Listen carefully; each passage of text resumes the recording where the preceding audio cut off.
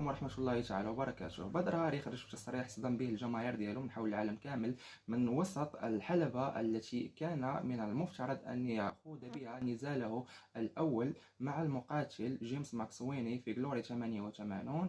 وقال بأنه بسبب الكارثة الطبيعية التي حصلت في المغرب والزلزال الذي دمر بيوت المغاربة وترك وراءه ضحايا لن يقاتل أبدا الليلة. شاهدوا معي هذا الفيديو ونلتقي بعد الفيديو. رحنا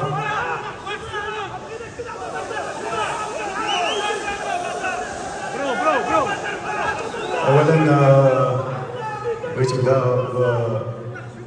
بداكشي اللي طرا في بلادنا. مساكن الله يرحم دوك اللي ماتوا، مساكن الدراري الصغار، الناس كبار، الناس اللي ماتوا لهم والديهم وولادهم ساكن اللي مازال كيقلبوا عليهم.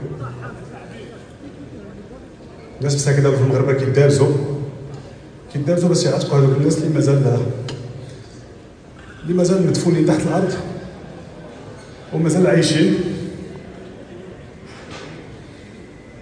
وما جاتش حنا نجيو ندابزوا باش نفرحوكم وباش ننشطوا الناس مساكن كيدابزوا باش يجبدوا ولادهم ويجبدوا مساكن الناس اللي، وحنا نجيو هنايا باش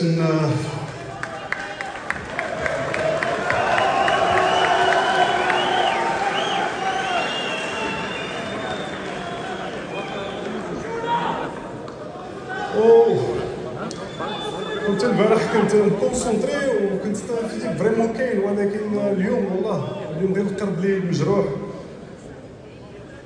وفريمون قاصح هادشي بزاف. ومساكن الناس اللي في المغرب وحنا كاملين مغاربه هنا، حنا خوت. وهذا النهار ماشي ديال المدابزه، هذا النهار ديال السوليداريتي، نوقفوا مع الشعب ديالنا.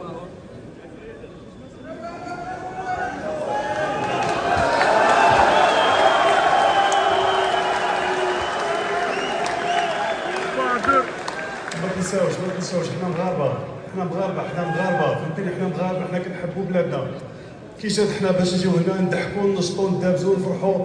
ومساكن الناس في المغرب مساكن الله يحس بهم، ومساكن والله خاصنا حنا الدعاء ندعوا معاهم ونوقفوا معاهم. انا بغيت والله ارجع الله يحفظك. شكرا، الله يحفظك. شكرا.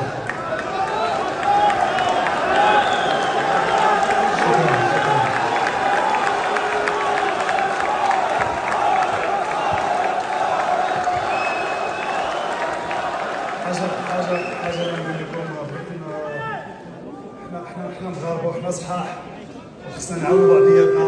ما تنساوش بلادكم، والملك تا هو الله ينصرو، اللي تبعاشا الملك اللي كيدير المجهود ديالو باش يقاد لينا كلشي ويوقف معنا ويوقف مع الناس. نطلب الله سبحانه وتعالى يوقف مع سيدنا ويوقف مع المغاربه مساكن كاملين، والله والوطن والملك.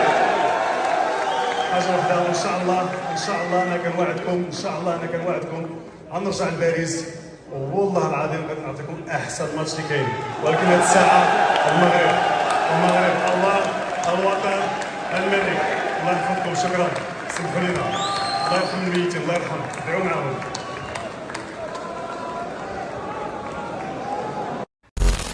كيف ما شفتوا معنا بدر هاري خرج بقرار جريء وأنا أتفق معه، بسبب أن المغرب حاليا أن داخله يمر بكارثة طبيعية لم يمر بها من قبل. نتمنى الرحمة والمغفرة لكل شهيد مات في هذا الزلزال الذي ضرب المغرب. وبالنسبة للمباراة التي سيخوضها بدر هاري ضد جيمس، أعتقد أنها سوف يتم تأجيلها إلى الشهر القادم أو إلى زمن غير محدد. المهم مع الوقت سوف تخرج جلوري بقرار أو موعد جديد لهذا النزال. إن كنتم تشاهدون عبر اليوتيوب لا تنسوا الاشتراك في القناة، وإن كنتم تشاهدون عبر صفحتنا في الفيسبوك لا تنسوا الإعجاب بالصفحة. وداعني أصدقاء، peace and love، نلتقي في فيديو جديد.